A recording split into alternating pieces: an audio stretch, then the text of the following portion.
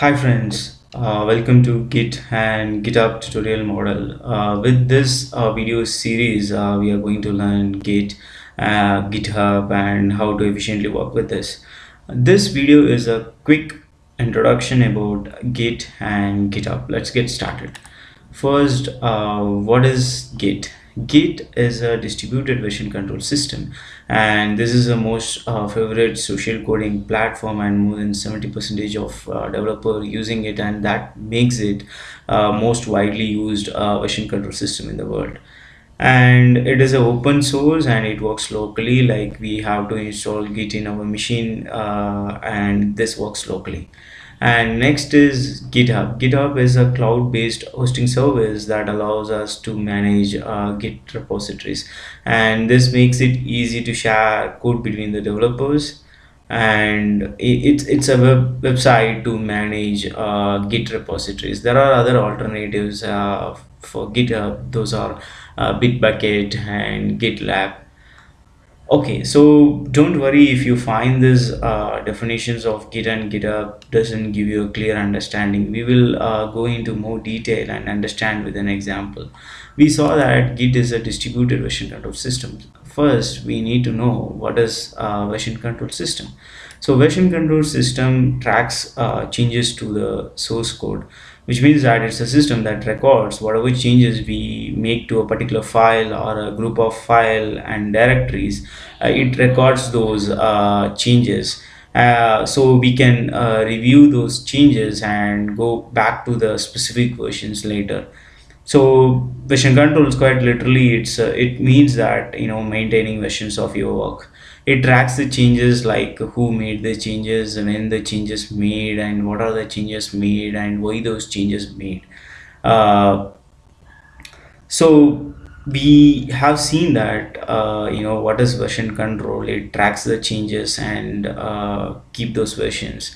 But why it is so essential for a software developer to use this version control system? Let's take an example. If you don't use a version control system, so I have a project called web application source code, and I completed this and pushed this, and I'm going to work on a new feature. So I'm taking a backup of source code as a v1 and creating a copy of that and naming it v2. So why I'm doing this is I do not want to lose the old code which is currently working fine, because in case if there is any problem, I can get the source code. So this is fine and okay, but over time, for each future, I am taking a backup and creating a new folders. My folder count grows, and then I'm having a multiple copies of the same project. So I need to have, I need to track these changes, but with this approach it is difficult to maintain, because if someone also wants to see this code, it would be very difficult for him understand, and for me also after a few months I would be difficult to recall which version is for which one. And another problem is when I get an issue in production, and I want to review the changes which I made last. It would be very difficult with this approach, and if I want to switch back to the particular version, that's quite difficult, because if I may change to the thousands of files, which is, it's not an easy job to do manually. So with this, clearly I need a better tool to do that. So that is what Git serves us. Git is a version control system which gives a power to review the code changes and restore the versions, so we can go to the return to the previous states of our work without losing the current one. So the great examples of version control, if you see it, like if you have used Google Docs, whenever you made change, you can see that history is it's maintaining it, and you can review those changes. And another one is like Wikipedia. They're also it maintains it. uh, so this version control is a kind of undo or redo in a Microsoft Word or something, which is in the definite indefinite, so that you can go to any version of it and get that back. So we have understood now what is a version control system, but what we have seen in Git is a distributed version control system. What is distributed then? So version control, there are two types of version control system. One is centralized version control system, another one is distributed version control system. So the centralized systems have copies of the project hosted on a centralized server, so which developers has to connect to the centralized server in order to make changes or view the history of it. But with the distributed version control system, every developer has a copy of entire project, so they can make changes to the copy of their project without connecting to the centralized server. As you have the entire copy of your project, you can see the versions also without connecting to the centralized server. So the another benefit of Git is collaboration. So the multiple developers can work on the same project, as they are working on their own copy. So it does not affect. You don't need to worry about that. I would affect the another developer's copy.